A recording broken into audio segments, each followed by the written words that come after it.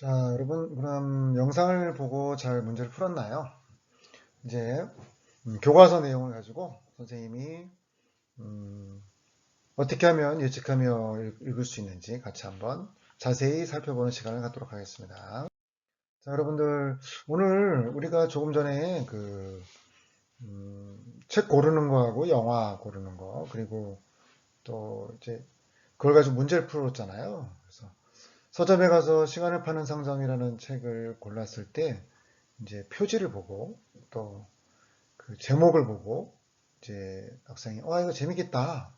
와, 상점인데 물건을 파는 게 아니라 시간을 판다니. 야, 이런 상점이 있을까? 이거 어떤 내용일까? 궁금해지는데 이렇게 이제 표지를 보고 제목을 보고 추리를 하고 포스터, 영화 포스터 있잖아요. 영화 포스터 봤을 때 거기 나오는 남자 여자애가 서 있는 인물의 모습이라든지 또 배경이라든지 그다음에 영화 제목이라든지 이런 걸 보고 이 영화는 어떤 내용일 거야 이렇게 추측을 하고 예측을 하지 않습니까? 이 예측, 추측 같은 말이죠. 거의 비슷한 말이죠. 이렇게 하는 것처럼 우리가 영화나 이제 책 제목을 보고 예측하는 그런 것들을 우리가 한번 자세히 알아보자는 게 이 그 단원의 목표가 되겠습니다. 그래서 우리가 글의 내용을 그냥 읽지 말고 이렇게 예측을 해보자. 이 예측한다는 건 되게 사람을 좀 적극적으로, 능동적으로 만드는 것 같아요. 온라인 수업 오늘 1교시에 국어 수업이 들었는데 어떤 내용이 올라올까? 아마 저번 시간에 교과서 읽기를 했으니까, 훑어 읽기를 했으니까 오늘은 훑어 읽는 걸 또 하진 않을 거야. 그러면 오늘은 교과서를 좀 훑어 읽지 않고 좀 자세히 읽지 않을까? 이렇게 예측을 하는 학생들은 수업을 좀 더 적극적으로, 능동적으로 듣게 되죠.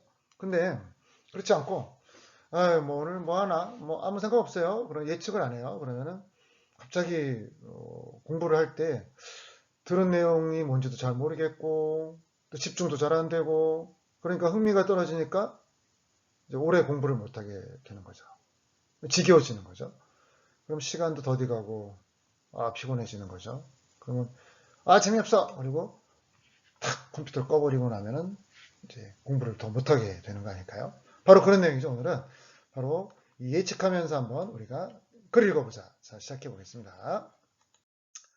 자, 왜 배울까? 이런 거 왜 배울까? 이렇게 좀 전에 얘기했습니다. 그래서 우리는 이렇게 그냥 읽으면 안 되고, 자신이 예측한 방향으로 이제 어디 흘러가는지 이렇게 확인하는 것처럼 우리가 책을 읽을 때도 자기가 가지고 있는 이 지식이라든가, 그 다음에 글에 나타난 이 정보라든가 이런 걸 갖다가 잘 꼼꼼히 따져가면서 다음에 뭐지? 다음에 뭐지? 이렇게 이럴 거야. 다음에 이럴 거야. 이렇게 글을 읽으면서 습관을 가지면은 빠르게 읽게 되고 더 정확하게 읽게 된다는 거죠. 책을 많이 읽는 친구들은 바로 이런 거예요. 다음 내용이 뭘까? 다음 내용이 뭘까? 이렇게 하니까 계속 읽게 되고 계속 읽게 되면 속도가 빨라지고 속도가 빨라지니까 힘들지 않고 또 정확하게 읽게 되고 그러면서 점점 책을 더 읽고 더 읽고 더 읽게 하다 보니까 학교 오면은 선생님이 교과서 읽어봅시다 하면은 다른 친구들보다 훨씬 더 정확하고 빠르게 글을 읽게 되는 거죠. 자, 그러면 본격적으로 보도록 하겠습니다. 자, 우리 지난 시간에 선생님이랑 선생님 올려놓은 자료 다 봤죠? 교과서 훑어읽기라는 게 있었는데 이런 문제가 있었어요. 이 주차장이 이렇게 있는데 이 트럭이 있지 않습니까? 이 트럭이 있는데 이 트럭이 있는 이 부분에 이 주차된 번호가 몇 번이냐?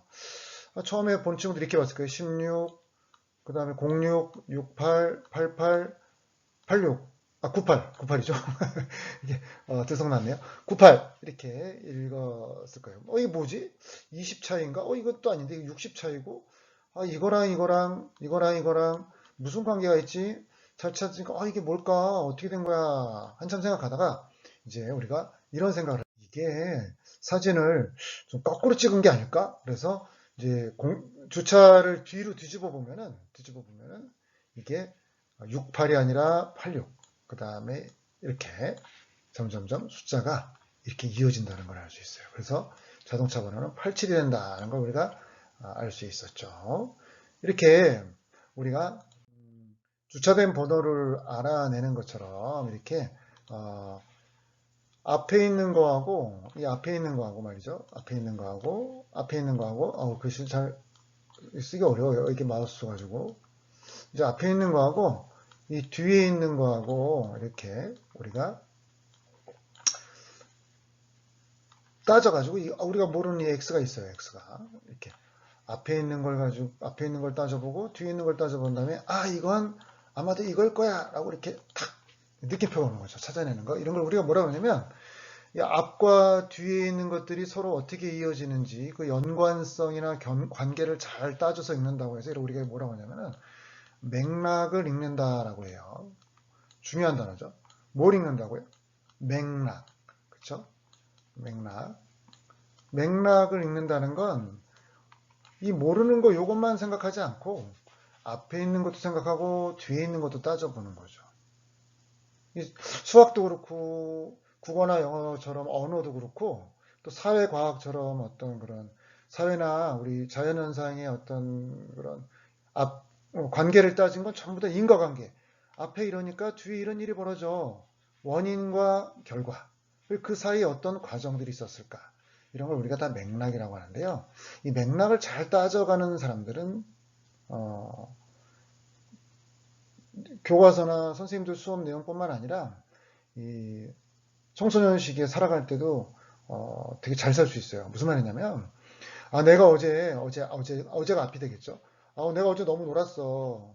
근데 내가 모레 또 내일하고 모레 또 할머니 댁에 놀러 가야 돼. 그럼 나는 오늘 어떻게 해야 되지? 어제 온라인 수업을 안 듣고 놀았단 말이에요. 어제 앞에. 그럼 다음에도 또 할 시간이 뒤에도 할 시간이 없단 말이에요. 그럼 오늘 뭐 해야 돼요? 오늘 그래도 최소한 조금 공부를 해야겠죠. 그래, 알았어. 오늘은 내가 더 놀면 안 돼. 내가 내일 할머니네 가서 마음 편하게, 공부 안 해도 마음 편할 수 있긴 하겠네요. 마음 편하게, 이렇게 좀 지내려면은, 엄마, 아빠한테 좀 할 말이 있고, 그래서 좀 그러려면은, 할머니, 저 공부 많이 하고 왔어요. 이렇게 좀 얘기를 하려면은, 오늘 내가 공부를 좀 해야겠다. 이렇게, 이 X를 찾아내는 걸 잘할 수 있죠. 결국, 이 맥락을 잘 따져가는 사람들은 이 공부도 생활도 또 멀리 보면은 우리 인생, 삶도 좀 더 나았지 않을까. 이런 게 선생님 뭐 개인적인 생각입니다. 예. 자, 계속해서 공부해 볼까요? 자, 이 제목, 이 표지를 보고 그냥 좀 지울게요. 지워야 되는데. 자, 한번 지워볼까요? 이거 지워야 되는데. 엄청 많이 썼네요. 한번 지워볼게요. 왜냐면 이제 다음 슬라이드가 나와야 되니까 이걸 좀 깨끗이 지워볼게요. 그러니까 이제 제목이나 표지를 보고 우리가 먼저 예측을 해요. 무슨 말이냐면 이 책 서점에 가서 책 살 때 우리가 제일 먼저 보는 게 우리가 설문조사를 봤더니 좀 표지를 본대요. 그래서 출판사에서는 그렇게 표지를 갖다가 예쁘게 만들고 또 학생들 또 사람들의 또 관심을 끌기 위해서 이 표지를 엄청 신경을 쓴다고 하죠. 그 다음에 또 이 표지에 들어간 것 중에 제목이 있지 않습니까? 이 제목도 신경을 많이 쓴다고 그래요. 잘 안 지워지네요. 너무 많이 썼어요. 다음부터 이렇게 하지 말고 미리 해봐야겠어요. 이런 것도 맥락이죠. 어제 내가 좀 실수했으니까 이게 좀 시간이 오래 걸리니까 내가 좀 지우고 해야겠다. 아니면 미리 좀 파워포인트를 만들어놔야겠다. 이렇게 다 따져보는 거죠. 자꾸 반성하는 거. 그래서 이거 이러면 안 되는데 이렇게 자꾸 쓰면 안 되는데 미리 써놔야겠다. 이렇게 많이 쓰면 안 되겠다. 이렇게 해서 다음날 안 쓰는 거 이런 거 다 맥락이라고 볼 수 있겠죠. 예, 다 됐네요. 자, 이 제목과 표지를 보는데요. 이 나라라는 친구가 교과서 57쪽 같이 볼까요? 오늘 여기까지만 할게요. 57쪽까지만. 이 나라가 글을 예측하면서 읽어요. 자, 읽어볼게요. 국어 선생님께서 내용을 예측하면서 글을 읽으라고 하셨는데, 착한 학생이죠. 국어 선생님이 수업 시간에 한 말을 잘 기억하고 있네요. 어떤 글을 읽으면 좋을까? 그리고 딱 책을 꺼냈는데, 관계의 심리학이라는 딱 그 책을 이제 뽑았네요. 그래서 나라가 뭐라 그랬냐면 나라의 말이에요. 말풍선 아시죠? 말풍선? 이 책 재밌겠다. 책 제목이 관계의 심리학이고 책 표지 여러 생각들로 가득 찬 머릿속 그림이 있으니 사람들의 심리와 관련된 책이겠지. 이게 바로 이 제목을 보고 이 표지에 있는 제목을 보고 책의 내용을 예측한 것이죠. 자, 이렇게 책의 표지에 있는 제목을 보고 예측을 하기도 하고요. 두 번째는 또 이런 것도 있죠. 음, 책을 쓴 사람이 있을 거 아니에요, 그렇죠? 책을 쓴 사람이 있을 거 아니에요. 그 사람 우리가 뭐라 그러냐면 이 책을 쓴 사람은 글쓴이라고 그래요. 저자라고 하죠, 어려운 말로. 자, 이 책을 쓴 사람은 뭐 교과서 57쪽 중간쯤 보실까요? 이철우라는 분이신데 이 사회심리학자예요. 사회심리학자인데 사회심리학은 뭐냐면 심리학자들 중에 이 사회적인 현상들 개인 심리학이 아니라 사회, 여러 사람들이 모였을 때 만든 그 사회, 한국 사회, 미국 사회 이런 것들을 가지고 이제 연구한 심리학자라는 거죠. 그래서 이제 이런 얘기를 해요. 이제 나라가 글쓴이가 했던 활동을 보니까 대중에게 심리학을 쉽게 설명하기 위해서 쓴 책인 것 같아. 야, 우리 나라 똑똑하죠? 나라는 이런 생각을 하는데 여러분도 그런 생각을 할지 모르겠어요. 글쓴이가 이 심리학을 쉽게 설명하기 위해서 쓴 책인 것 같다. 왜? 이 심리학이 이 사람이 사회 심리학자니까. 그래서 이건 아마 어떤 뭐 요리도 아니고 그 다음에 어떤 운동도 아니고 심리학, 인간의 뇌 속에서 마음 속에서 일어나는 일들을 다룬 책일 거야 라고 예측을 하는 거죠. 이렇게 예측을. 우리나라는 참 예측을 하는 그런 것도 좀 열심히 하는 것 같아요. 자, 이렇게 글쓴이가 가지고 있는 정보로 예측을 했어요. 이 글쓴이에 대한 정보를 바탕으로 글쓴이가 어떤 사람이냐? 운동선수냐? 사회심리학자냐? 아니면 뭐 아나운서냐? 교사냐? 뭐 판사냐? 아니면 뭐 또 우리가 요즘 뭐 있죠? 뭐 보건 이런 질병관리본부에 있는 사람이냐? 뭐 또 바이러스를 연구하는 사람이냐? 이런 것들을 가지고 그 사람의 전문 분야를 썼을 거야 이렇게 예측하는 거 이런 것들을 우리가 글쓴이 정보로 예측한다라고 말할 수 있습니다. 두 번째 것이 되겠어요. 자, 세 번째 게 여기 세 번째 한번 볼까요? 이 세 번째는 우리가 이제 많이 쓰는 방법인데요. 선생님은 이거 제일 많이 써요. 뭐 표지나 글쓴이가 딱 맞지는 않더라고요. 그래서 저는 주로 표지를 넘겨서 이렇게 안에 보면 뭐가 나오냐면 이렇게 차례가 나오죠. 우리 교과서도 우리가 차례가 있었잖아요. 선생님이 교과서 훑어읽기 해서 여러분한테 이렇게 훑어 읽으면서 우리 교과서 차례가 어떻게 되는지 1단원, 2단원, 3단원, 4단원 이게 단원에 관한 문제를 퀴즈로 냈던 이유가 이 차례를 보면서 국어책에는 이런 차례가 있으니까 국어책에는 이런 게 있을 거야. 1단원은 아마 뭐 시나 문학에 관한 걸 거야. 2단원은 아마 읽기일 거야. 3단원은 또 뭐 소설일 거야. 4단원은 이거 문법이구나. 품사네. 이렇게 차례에 보면은 여러 가지가 나와 있기 때문에 우리가 예측을 하는 거죠. 이 책의 차례를 한번 볼까요? 자, 주제 1은 인상, 주제 7은 감정, 주제 8은 표시. 작은 거 볼까요? 소주제. 관계는 첫인상부터 시작된다. 목소리가 관계를 결정한다. 인상은 어떻게 형성될까? 이렇게 쭉 보다가 억지로라도 웃어라. 억지로 웃을 수 있을까? 이거 정말. 이거 좀 쉽지 않을 것 같은데요. 예.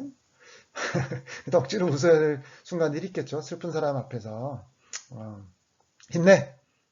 그러면서 친구 어깨에 툭툭 쳐주면 친구가 이제 슬프지만 그 친구가 억지로 웃는 모습을 보면서 힘을 낼 수도 있겠죠.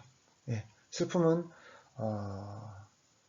웃음으로 이길 수 없긴 하지만 웃음이 좀 도움이 되긴 할 것 같아요. 갑자기 무슨 말을 하고 있죠?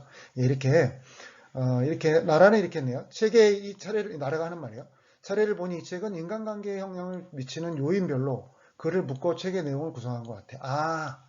인상이 인간관계에 영향을 미치고 이 감정이 영향을 미치고 이 어떤 얼굴 표정이라든가 아니면 선물이라든가 웃음이라든가 말이라든가 이런 것들 표현이 바로